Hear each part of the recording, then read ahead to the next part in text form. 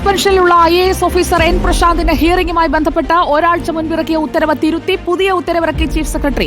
ഹിയറിംഗിൽ live സ്ട്രീമിംഗോ റെക്കോർഡിംഗോ ഉണ്ടാവില്ലെന്ന് വ്യക്തത വരുത്തിയാണ് ഉത്തരവ്. ഈ മാസം 10-നായിരുന്നു പ്രശാന്ത് ലൈവ് സ്ട്രീമിംഗിന് അനുമതി തേടിയത്. ഏപ്രിൽ 16-ന് വൈകിട്ട് 4:30-ക്കാണ് ഹിയറിംഗ്. ഉത്തരവിന്റെ പകർപ്പ് റിപ്പോർട്ടറിന് കിട്ടി. TV പ്രസാദ് നമുക്കൊപ്പം. TV Prasad, good evening. N Prashant ഫേസ്ബുക്കിലൂടെ വെല്ലുവിളിച്ചുകൊണ്ടുള്ള ഒരു പോസ്റ്റ് കൂടി ഇട്ടിരുന്നല്ലോ ഇന്നലെ രാത്രി വൈകി. അതിനുശേഷം ഉത്തരവിൽ ഒരു അവ്യക്തതയും വേണ്ട എന്ന് ചീഫ് സെക്രട്ടറിയും തീരുമാനിച്ചിരിക്കുകയാണോ? നേർക്കുനേർ യുദ്ധമാണോ ഇത്? ഇത് അക്ഷരാർത്ഥത്തിൽ സുജയ, മറ്റൊരു തരത്തിൽ പറഞ്ഞാൽ ഇത് ചീഫ് സെക്രട്ടറി മലക്കം മറിഞ്ഞതാണ് എന്നതാണ്. അതായത് ഈ എൻ പ്രശാന്ത് നേരത്തെ അതായത് 10/2/2025 ആ ഹിയറിംഗുമായി ബന്ധപ്പെട്ട് ചീഫ് സെക്രട്ടറിക്ക് കത്ത് കൊടുക്കുന്നത്. ആ കത്തിൽ പറയുന്നുണ്ട്, ഞാൻ ഹിയറിംഗിൽ പങ്കെടുക്കണമെങ്കിൽ അതിൽ ലൈവ് സ്ട്രീമിംഗ് ആൻഡ് റെക്കോർഡിംഗ് ഉണ്ടാകണം, എന്നാൽ മാത്രമേ ഞാൻ ഹിയറിംഗിൽ പങ്കെടുക്കൂ എന്നാണ് അന്ന് എൻ പ്രശാന്ത് പറഞ്ഞത്. പിന്നീട് കഴിഞ്ഞ ആഴ്ച, അതായത് 4/4/2025 2 മാസത്തിന് ശേഷമാണ് ചീഫ് സെക്രട്ടറി ഹിയറിംഗ് സംബന്ധിച്ചുള്ള ഉത്തരവിറക്കുന്നത്. ആ ഉത്തരവിൽ പറയുന്നത് പ്രശാന്ത് ആഗ്രഹിച്ചത് പ്രകാരം എന്നാണ് ആ ഉത്തരവിലുള്ളത്. ആ ഉത്തരവിറങ്ങിയതിന് പിന്നാലെയാണ് ലൈവ് സ്ട്രീമിംഗ് അനുവദിച്ചു എന്ന് പ്രശാന്ത് തന്നെ പരസ്യമായി പറയുന്ന രീതിയിലുണ്ടായത്. പക്ഷേ ഇത് പുറത്തു വന്നതോടുകൂടിയാണ് വലിയ വിവാദം, ചർച്ച, വാർത്തകൾ എല്ലാം ഉണ്ടായത്. അതായത് ലൈവ് സ്ട്രീമിംഗ് ആയി ഒരു IAS ഉദ്യോഗസ്ഥന്റെ ഹിയറിംഗ് നടക്കാൻ പോകുന്നു എന്നുള്ളത് അപൂർവത്തിൽ അപൂർവമാണ്.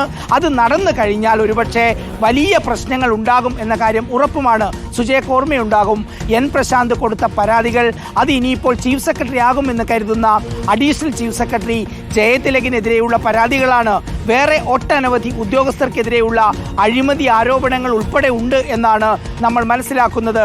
അത്തരം പരാതികൾ സമൂഹ മധ്യത്തിലേക്ക് വന്നാൽ ഉണ്ടാകുന്ന പൊല്ലാപ്പ് അത് വലിയ പ്രശ്നമാകും എന്നുള്ളതുകൊണ്ടും എങ്ങനെ ഇതൊക്കെ നടത്തും എന്നുള്ളത് കൊണ്ടുമുള്ള വലിയ ചർച്ച കഴിഞ്ഞ ദിവസങ്ങളിൽ നടന്നുവെന്നും അതിൻ്റെ ഭാഗമായിട്ടാണ് ഇങ്ങനെ ഒരു മാറ്റിയുള്ള തീരുമാനമുണ്ടാകുന്നതെന്നും അതൊടുവിൽ ഉത്തരവായി പുറത്തിറങ്ങി എന്നുള്ളതുമാണ് വിവരം. സുജയ, ഇതിലൊരു കാര്യം ഉറപ്പാണ്, എന്തായാലും ആദ്യത്തെ ഉത്തരവിൽ അതിൽ ഒരു പിശകുണ്ടായിരുന്നു എന്നതാണ്. അതായത് പ്രശാന്ത് ആഗ്രഹിക്കുന്നത് പോലെ ഹിയറിംഗ് എന്നായിരുന്നല്ലോ ആദ്യത്തെ ഉത്തരവിൽ. ഏപ്രിൽ 4-ന്റെ ഉത്തരവിൽ പ്രശാന്ത് ആഗ്രഹിക്കുന്നത് പോലെ ഹിയറിംഗ്. പ്രശാന്ത് ആഗ്രഹിക്കുന്നത് ലൈവ് സ്ട്രീമിംഗ് ഉള്ള ഉത്തരവാണ്, ലൈവ് സ്ട്രീമിംഗ് ഉള്ള ഹിയറിംഗ് ആണ്. അപ്പോൾ അത് പ്രശാന്ത് തന്നെ പങ്കുവെക്കുന്നു. ഈ വാർത്തയൊന്നും തെറ്റിപ്പോകേണ്ട എന്ന് പറഞ്ഞുള്ള ഒരു ദീർഘമായ ഒരു കുറിപ്പടക്കം പ്രശാന്ത് മുന്നോട്ട് വെക്കുകയാണ്. അതോടുകൂടി ഞാൻ അതല്ല ഉദ്ദേശിച്ചത് എന്ന്, ഞാൻ ശരിക്കും ഉദ്ദേശിച്ചത് ഇതാണ് എന്ന് പറഞ്ഞുകൊണ്ടുള്ള ഒരു ഉത്തരവിലേക്ക് ചീഫ് സെക്രട്ടറി എത്തിയിരിക്കുന്നു എന്ന് നമുക്ക് സംഗ്രഹിക്കാം, അല്ലേ പ്രസാദ്? അത് തന്നെയാണ് സുജി, അത് തന്നെയാണ് അതിലെ പോയിന്റ്. അതായത് പ്രശാന്ത് ആഗ്രഹിക്കുന്നത് പോലെ ഹിയറിംഗ് നടത്താം എന്ന് പറഞ്ഞ് ആദ്യം ഉത്തരവിറക്കുന്നു. പിന്നീട് പ്രശാന്ത് അത് വിശദമായി വിശദീകരിക്കുന്നു. വലിയ വാർത്തകൾ ഉണ്ടാകുന്നു.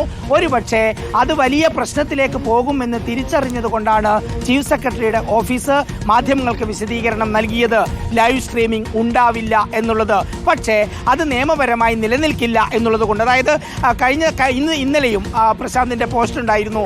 ഇന്ന് ഒരു പോസ്റ്റിൻ്റെ കമൻ്റായി പ്രശാന്ത് എഴുതിയിട്ടുണ്ടായിരുന്നു, സാധാരണഗതിയിൽ ഇങ്ങനെ ഒരു ഉത്തരവുണ്ടാവുന്നു അല്ലെങ്കിൽ തീരുമാനം ഉണ്ടാവുന്നുവെങ്കിൽ അത് ഉത്തരവായിട്ടാണ് ഇറങ്ങുക.